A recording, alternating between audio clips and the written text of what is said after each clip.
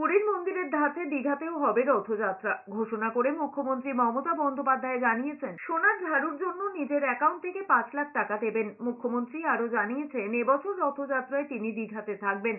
কলকাতায় ইসকনের vice president Radharaman দাসকেও ওই দিন আসতে অনুরোধ করেছেন তিনি। নিজেই জানিয়েছেন, সমুদ্র সৈকতে একটি জগন্নাথ মন্দির তৈরি করবেন বলে ঠিক করেছিলেন। 3 বছর পর সেই কাজ শেষ হতে চলেছে।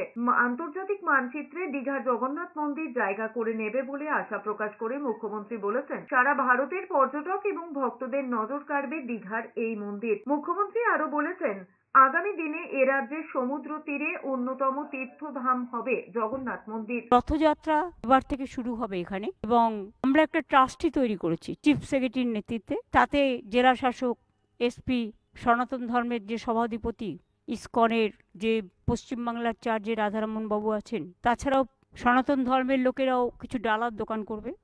পুরীতে যেমন খাজা পাওয়া যায়, এখানে বাংলার যে বিশিষ্টতা, গজা, ক্ষীরের গজা, গুজিয়া, কালীঘাটের প্যাড়ার মতো প্যাড়া, এই সবগুলো বিক্রি হবে। পুজো টুজো দেওয়ার জন্য যে অ্যারেঞ্জমেন্ট, তার জন্য অনেকগুলো ঘর তৈরি করে দেওয়া হবে।